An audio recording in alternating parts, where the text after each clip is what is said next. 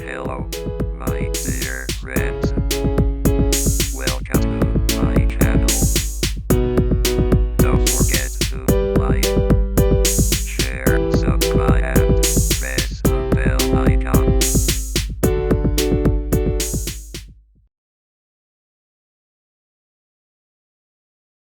Good morning, sir. Good morning, sir. Morning, sir. Morning. हामी कति 39 जना भएछौँ कतिजना आउनु पर्ने कतिजना हुन्थ्यो अरू दिन 70-80 जना हुनुपर्ने हो सर नर्मल्ली कति हुन्थ्यो 70-80 त्यस्तै 70-80 हुन्थ्यो त्यस्तै ओहो अनि त आधा पो आउनु भएको रहेछ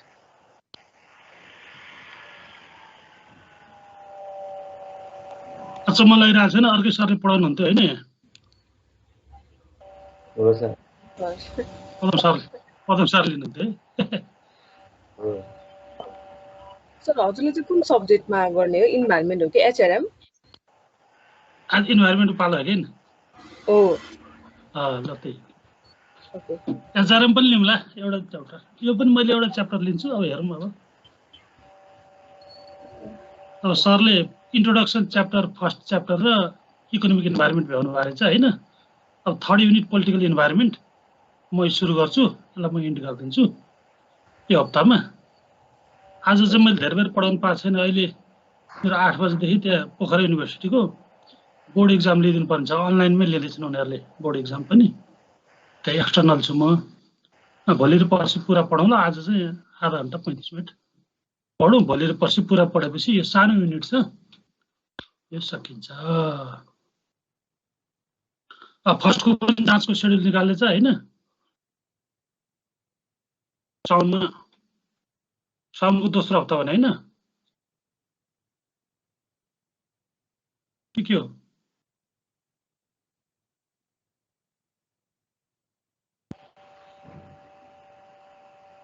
फर्स्ट सेमिस्टरको सर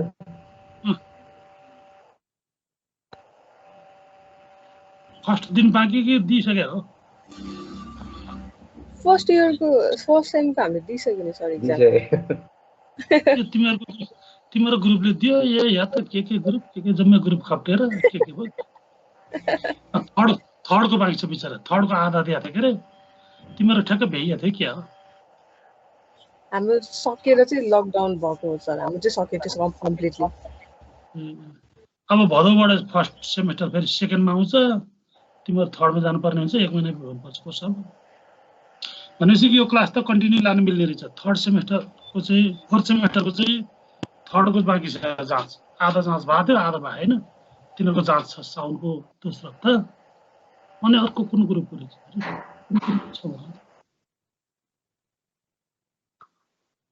ल अब सुरु गरिदिउँ त हुन्छ सर के हो यो त सेयर गर्ने अप्सनै यो त रहन्छ नि त बर्बादै पर्यो नि त अर्गनाइजर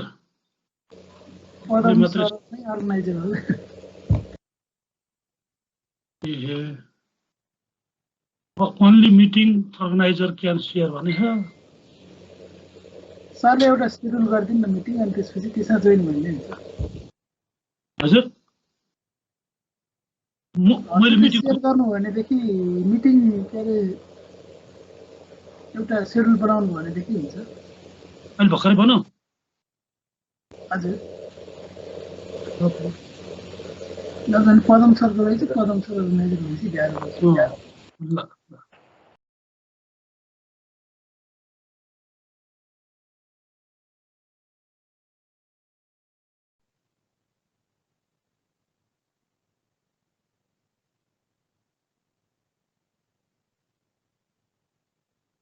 साथीहरू अर्को ग्रुपतिर बसिरहेको त छैन होला नि है सबै अर्कै ग्रुप दिइरहन्छ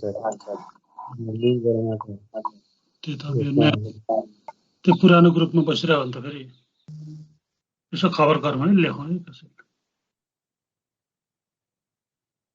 40-50 जना पुगिसकेको थियो 24 जना भइरहेको थाहा पाएन नि के हो ल न के उपाय गरौँ त कैलाश के गर्ने हो तर थाहा नपाउला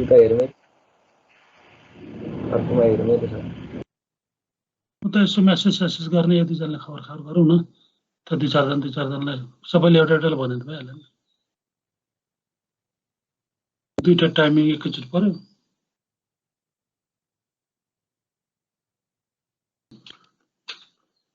ल 32 जना भयो ल ठिकै छ अब आउने क्रम 33 भयो ल एनीवे अब सुरु गर्दा हुन्छ जस्तो लाग्यो यो स्लाइड देखिया छ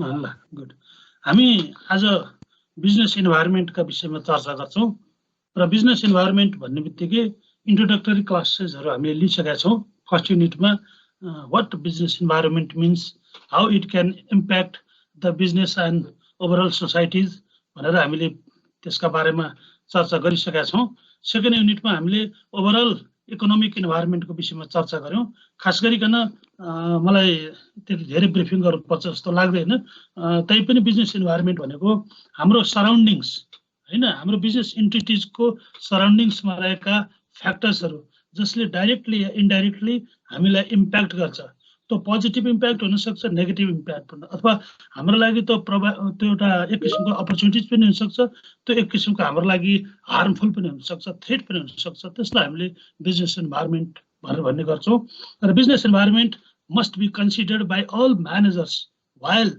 taking any set of decisions within the organizations भनेर हामी भन्छौं खास गरिकन इन्भाइरोमेन्ट दुईटा टाइपका हुन्छन् भनेर पनि हामीले भनि नै सकेका छौं कि एउटा इन्टरनल इन्भाइरोमेन्ट एउटा external environment internal environment normally you may know the organization policies strategies procedures board of directors whatever what we can somehow control it त्यो त्यति धेरै च्यालेन्जिङ हुँदैन त्यसलाई हामी हाम्रो लेभलमा ग्रिपमा राख्न सक्छौं कन्ट्रोलमा राख्न सक्छौं इट मे बी कन्ट्रोलेबल है sometimes it may be complex कहिलेकाहीँ यो पनि प्रब्लम त नहुने होइन but it can be managed in some way but external environment it is not within the control of our management team it is beyond of our control so what we can do then after we should be aware from those factors and forces which may directly or indirectly influence and which is not in our hand भनेर हामी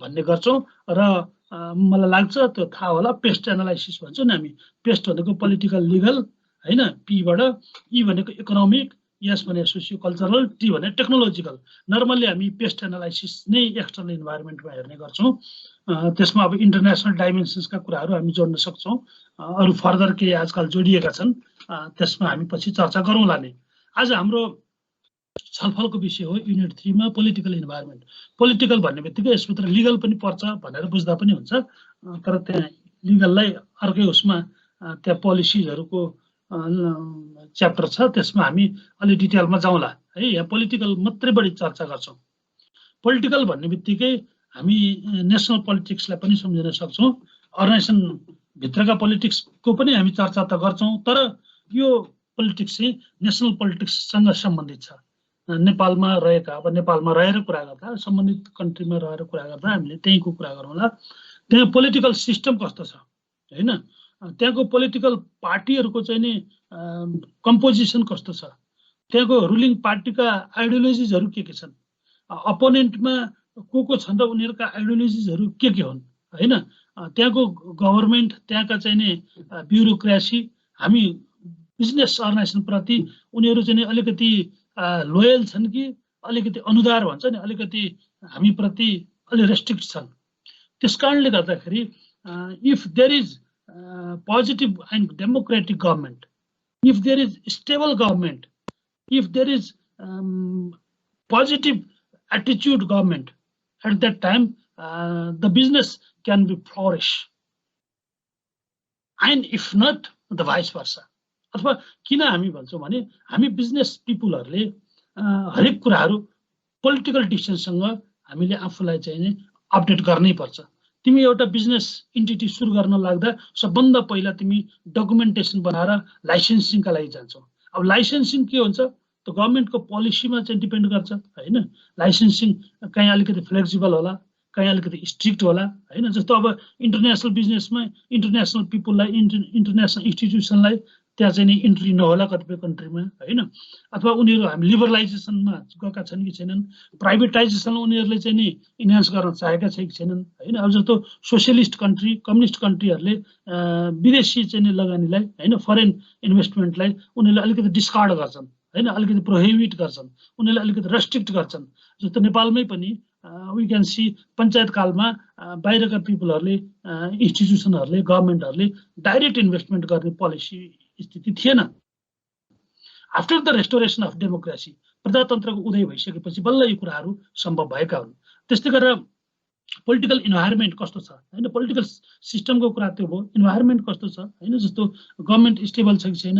जस्तो अहिले भनौँ न 3 वर्ष अगाडि 4 वर्ष अगाडि चुनाव भएको थियो, यो झन्डै 3 वर्ष अलिकति स्टेबलाइज थियो गभर्मेन्ट, झन्डै 2/3 मेजोरिटीको गभर्मेन्ट थियो हैन। लोकल लेभलमा पनि त्यही पार्टीको चाहिँ नि मेजोरिटी थियो।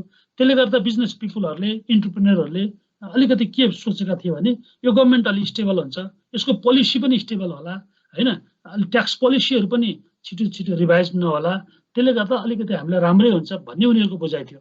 तर यो पछिल्ला दिनमा हामी देखिरहेका छौँ 2 चोटि हाउस डिजल्भ भएको छ। अहिले पनि सुप्रिम कोर्टमा चाहिँ त्यो कुरा विचाराधीन नै छ हैन। अब सायद नेक्स्ट विक डिसिसन आउला।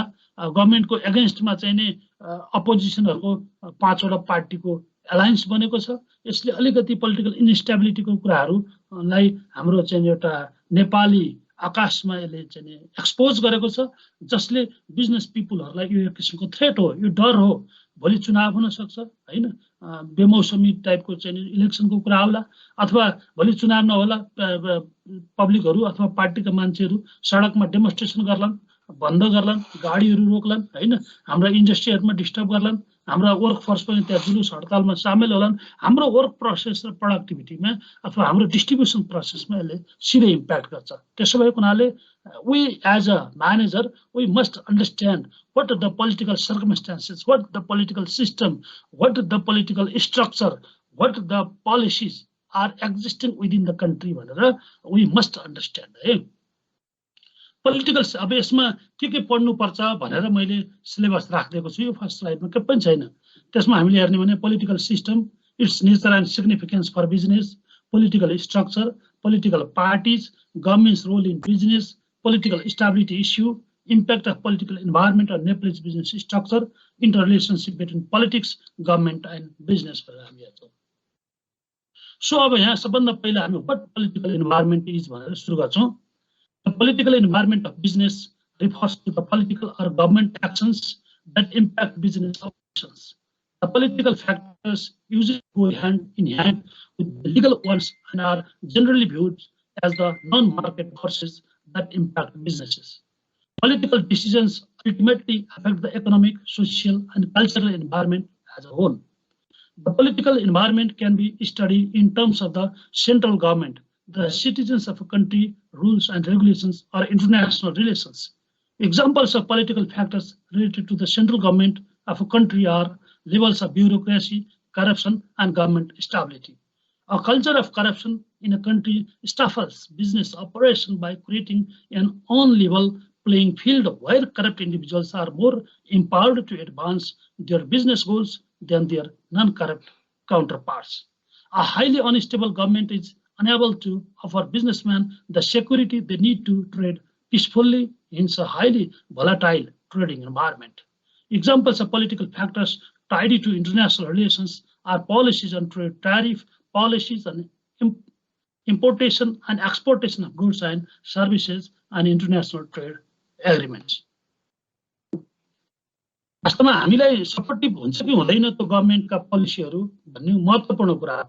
जस्तो अलिकति स्टेबल गभर्नमेन्ट छ भने अब त्यो प्राइम मिनिस्टर त्यही रहला, फाइनान्स मिनिस्टर त्यही रहला हैन, त्यहाँको सेक्रेटरी त्यही रहला हैन, ट्याक्स अफिसर त्यही रहला। हामी धेरै कुराहरू एज्युम गर्न सक्छौँ क्या, किनभने गभर्नमेन्ट चेन्ज हुने बित्तिकै पोलिसी चेन्ज हुन्छ। अब कतिपय कन्ट्रीमा तिमी हेर्न सक्छौ, जस्तो नेपाल बाहेकका कन्ट्रीमा कयौं कन्ट्रीमा गभर्नमेन्ट त चेन्ज हुन्छ तर पोलिसी चेन्ज हुँदैन क्या।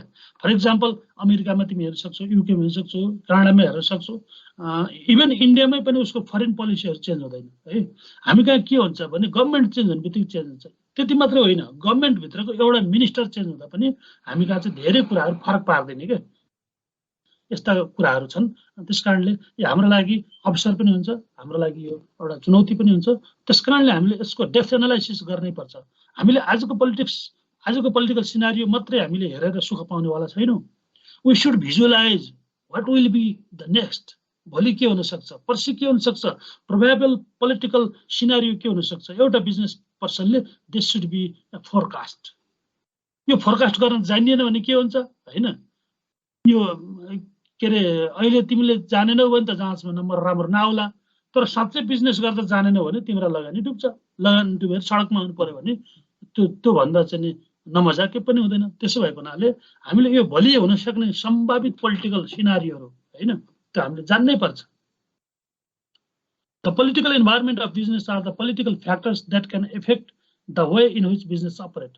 The business that are present, the obstacles that a business may face, and the likelihood of success of different types of business. According to the business dictionary, the political environment is the government actions which affect the operations of a company or business. These actions can be present on several different levels, including the local, state, regional, national, and international level. Those who own business often pay close attention to these factors to reduce the way in which government actions will affect their business. The political environment of business is often a significant issue when discussing international business. The political environment of business often affects the choice of foreign market that a company will enter. This is due to the fact that it can affect the regulations that the business may face. The amount of government interference that a company can expect, the profitability of the choice to enter this market, and more.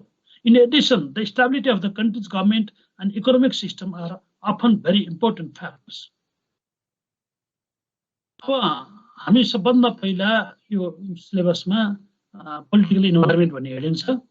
यसले यो definition के पनि भनेको छैन है, तै पनि what political environment is हैन र यसका के इम्प्याक्ट हुन्छ र अलिकति थोरै हामीले ओभरभ्यू राखेका हौं र हामी पोलिटिकल इन्भाइरोमेन्ट अब सिस्टममा जान्छौं हैन। पोलिटिकल सिस्टम कस्तो छ, सिस्टम भन्ने बित्तिकै के बुझ्छ भने जस्तो कसले भन्न सक्छ पोलिटिकल सिस्टम भनेको नर्मल्ली के बुझिन्छ? ल कैलाश के हो पोलिटिकल सिस्टम भनेको? पोलिटिकल सिस्टम भनेको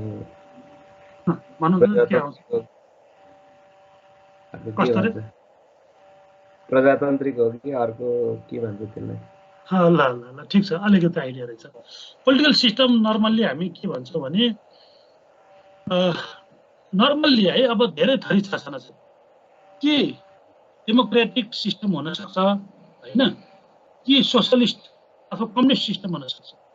त्योभन्दा बाहेक मोनार्किजम हुन सक्छ, डिक्टेटरसिप हुन सक्छ हैन, टोटालिटेरियन पनि भन्छ, नाम धेरै छ हैन। मुख्य कुरा प्रजातान्त्रिक हो कि नन प्रजातान्त्रिक हो, डेमोक्रेटिक हो कि नन डेमोक्रेटिक हो भनेर डिफाइन गर्दा हुन्छ। मैले हेरेर अलिकति चाहिँ के छ भने difference between democracy and communism भनेर राख्दै छु। जस्तो China, Vietnam, Cuba, North Korea हैन, कतिपय इस्ट युरोपका कन्ट्रीहरू, those countries are communist countries है। अब पहिला सोभियत युनियन हैन, रसिया लगायतका पहिला 50-50 नै थियो डेमोक्रेटिक र कम्युनिस्ट कन्ट्री। अब कम्युनिस्टहरू अलिकति कम हुँदै गएको छ। अब जस्तो रसियामा अब ठुलो कन्ट्री हो त वर्ल्डको, अब त्यहाँ नै कम्युनिस्ट व्यवस्था रहेन। त्यसकारणले अब पछि हामीले लेख्नु पर्दा चाहिँ डेमोक्रेटिक र नन डेमोक्रेटिक भनेर लेख्दैौ, त्यहाँभित्र पनि फर्दर क्लासिफिकेसन गर्न सकिन्छ। मैले अलिकति बुझाउन सजिलोको लागि डेमोक्रेसी र कम्युनिजमको कुरा गरेको छु। नेपालमा पनि सबभन्दा धेरै भनेको जस्तो कांग्रेस, राप्रपा लगायतका पार्टीलाई हामी डेमोक्रेटिक पार्टी भन्छौँ, अनि कम्युनिस्ट पार्टी भनेको यो एमाले, माओवादी लगायतका पार्टीहरूलाई हामीले भन्ने गरेका छौँ। अहिले हामी पार्टीका कुरा पनि गरौँला। Difference between democracy and communism. Today, most of the world countries have adopted different political systems for the functioning of the countries. For example, socialist countries, communist countries, and some today even follow dictatorship that is ruled by the king and queens. अब dictatorship system भन्न नि सक्यो अथवा मोनार्किजम भन्न पनि सक्यो है। त्यसकारणले कम्युनिस्ट कन्ट्रीज अथवा कम्युनिस्ट सिस्टम अथवा सोशलिस्ट सिस्टम अनि डेमोक्रेटिक सिस्टम, मोनार्की सिस्टम अनि डिक्टेटरशिप सिस्टम भन्न पनि सकिन्छ, चारवटा बनाउन सकिन्छ है। तर अब त्यो मोनार्की र डिक्टेटरशिपलाई पनि हामी सोशलिस्ट भित्र हालेर ती चाहिँ कम्युनिस्टहरू के अरे डिक्टेटरसिपलाई कम्युनिस्टभित्र राख्न सक्छौँ अनि मोनार्कीलाई अलग्गै राख्न पनि सक्छौँ।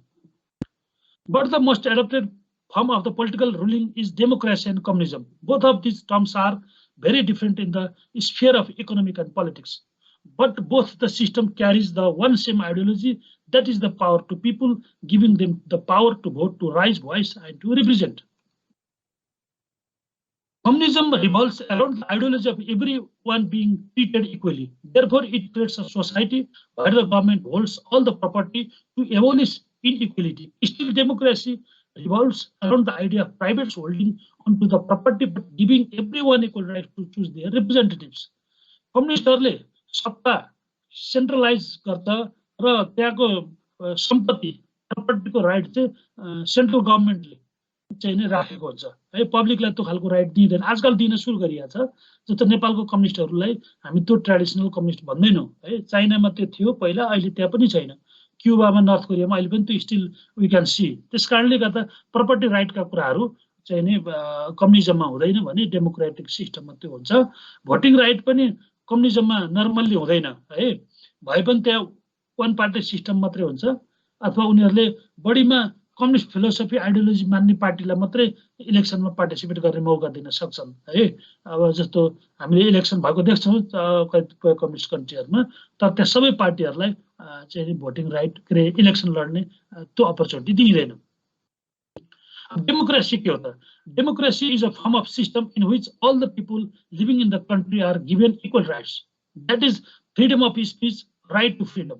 The major ideology that revolves around democracy is choosing their own leader using voting. Today, major countries like India follow the political system of a democracy. India, Nepal, UK, USA, it can be seen as a perfect political ruling system, but from the other side, it is also known as the exploitation of the minority in the hands of the majority. The majority usually exploits minority communities, the big landowners who hold on to private property, and minority communities, that is the workers community of the working class, that is exploited given fewer wages, salaries, etc. So democracy ma pani alikati exploitation huncha bhanincha है। Democracy में majority पार्टीले rule गर्छ, माइनोरिटीलाई चाहिँ उनीहरुलाई exploit गर्छ, उनीहरुलाई शोषण गर्छ, उनीहरुलाई दमन गर्छ पनि भनिन्छ है। यसका डिमेरिटहरु पनि हामीले याद गर्नुपर्छ। Religion can be seen in democracy as something that the people have the right to choose and cannot be exploited based on religion. Still, this kind of concept doesn't revolve in today's modern democracy, where the majority is exploiting minority religious communities. The idea that democracy revolves around is holding on to private property, production, and capital, while the private property holding communities enjoy benefits like profits. The government does not intervene in the private matters, but the government does provide services like railways, free education, minimum support price to the farmers, etc. Democracy as a whole is an idea where everyone should be given every right to act. Everyone is given equal right, but everyone is provided with equal benefits and services like health, education. Sometimes democracy can take ugly forms in voting, where they usually exploit people and force them to vote for a particular political parties. Your democracy communism ko कुरा हेरौं। Communism was the term that was first coined by Karl Marx. Therefore, it is also known as Marxism, that revolves around the idea of throwing away the private property, production and capital, and giving it to the government. Therefore, making it a free economic market where everybody is treated equally, and terms like minority and majority don't exist in this kind of political system. Communism चाहिँ वास्तवमा यसको philosophy दिने मान्छे Karl Marx हो, अलिकति याद गरिदिनु पर्यो। त्यसपछि लेनिनले, भ्लादिमिर इलिच उल्यानोभ लेनिनले रसियामा यसको एप्लिकेसन गरे सबभन्दा पहिला। त्यसपछि माओ जेडुङले चाइनामा एप्लिकेसन गरे, फिडेल क्यास्ट्रोले क्युबामा हैन, त्यस्तै गरेर चाहिँ नि यो उसमा यो उसले के रे किम इल सुङले नर्थ कोरियामा हैन, एल साल्भाडोर अरु के रे अमेरिकन कन्ट्रीहरुमा पनि हैन यो चाहिँ अप्लाई भए। कयौं कन्ट्रीमा अहिले छँदैछन्, कतिपयमा अब यो चाहिँ मोडर्नाइज फर्ममा गए, कतिपयमा त्यो चाहिँ कम्युनिजम ढल्यो। Religion is considered the drug that divides the society into two different sections. Therefore, religion is considered inferior. The communist government system is an ideological form consists of no government at all. However, it may consider a dictatorship. यसको nature चाहिँ dictatorship हुन्छ। It revolves around the idea of maximizing the profit in a whole society and distributing among the people in equal amount. धनको समान वितरण गर्ने कुरा गर्छ कम्युनिजमले है। केन्द्रीकृत रूपमा फन्डलाई चाहिँ नि अथवा त्यो इन्कमलाई सेन्ट्रलाइज गरिन्छ र त्यो पिपुलहरूलाई इक्वल डिस्ट्रिब्युसन गरिन्छ। कार्ल मार्क्सको कम्युनिजमको फिलोसफी आइडियोलोजी चाहिँ त्यो हो। The war is absolute and considered to be something inferior by every political system, but in communism it was considered a normal situation, and people think it is a healthy way of functioning of any government. It also revolves around the criticism that it leads to slow technological advances, reduced prosperity, and poor human rights. The human right का कुराहरू चाहिँ हामी देख्न सक्दैनौँ है, त्यहाँ human right भन्ने हुँदैन। त्यस्तै गरेर यो अलिकति prosperity-मा पनि उनीहरूले त्यति ध्यान दिएको देखिँदैन। लडाइँमा यताउति वारमा यिनीहरूले बढी रुचि राख्छन्। नर्थ कोरियामा हामी हेर्न सक्छौँ, नर्थ कोरियाले अमेरिकालाई थर्काइरहेछ है, धम्काइरहेछ। अब उसको त मिसाइलहरू उसले त्यो ढङ्गले मेसिन गर्नु, उसको मिलिट्री फोर्स त्यो ढङ्गले एकदम ट्याक्टफुल्ली उसले चाहिँ नि अपडेट गरेछ हैन, त्यसमा ठुलो धनराशि खर्च गरेछ। बट त्यहाँ people are being poorer and poorer, यो अर्को रियालिटी छ। As a whole terms like minority and majority don't exist because everybody is considered free and equal. No private holdings, no profit maximization, no religion exist in perfect communist country भनेर हामी भन्छौँ।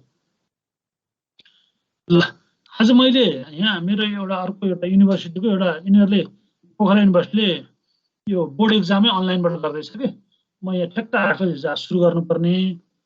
आज मैले फेरि यहाँ हाम्रो के अरे पदम सरले सर अब यो हेर्दिनु पर्यो, म अलिकति बिजी पनि भएँ, सरले यो हेर्नु भने हुनाले मैले खालि फर्स्टै किन उ गर्नु भनेर जोइन गरेको। आज भ्याउने स्थिति थिएन हैन, नर्मल होला भनेर आज मैले खालि भूमिका मात्रै भने।